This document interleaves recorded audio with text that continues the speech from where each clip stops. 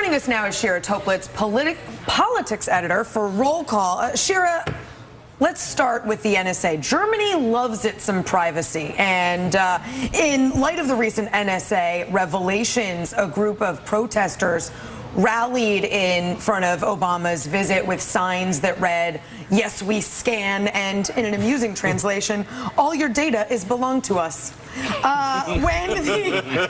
There it is, I like that one. When the NSA story broke, Angela Merkel said that she wanted to raise the issue with Obama. How did this NSA moment change President Obama's plans and sort of color the trip? Right. Well, you're absolutely correct that civil libertarians are a clever and punny bunch there, even in Germany. Right. But exactly. This is a key issue for Germans. I think if there was any place where he had to say something about the NSA surveillance program in Europe, this was the place to do it. It's been reported that he talked to Angela Merkel about it as well. But what's really going to matter, I think, is what happens at home when he comes back tonight and over the next couple days before he leaves for Africa, and just what Congress is going to say, if there are going to be any more questions that folks really want to bring to the president, especially Jay Carney at the podium about this program. Shira, protests aside, isn't Berlin, Germany, probably one of the more friendly places for the president to have this conversation, to, deal with the issue of NSA? Yes, I'd say compared to a lot of countries in the world, absolutely. Compared to the rest of Europe, yeah, I'd say probably better than a couple other countries. Most importantly is the president's friendship with Angela Merkel. This is developed over the course of his presidency. She was initially kind of skeptical about him, but they've bonded over the last couple years in a surprising way, I think, to a lot of Germans.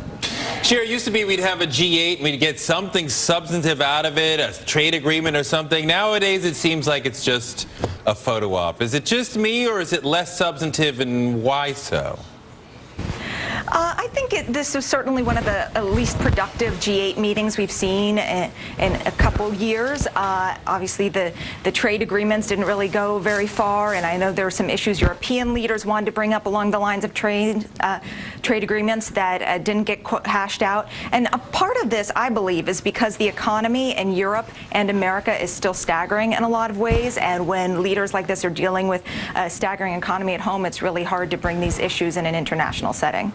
And let's look at it one other international setting, which is, of course, immigration reform here at home. We have Speaker Boehner really looking to set a clear line, saying he's going to do the majority rule, which for a lot of us means that the House Republicans are going to have the final word on immigration reform.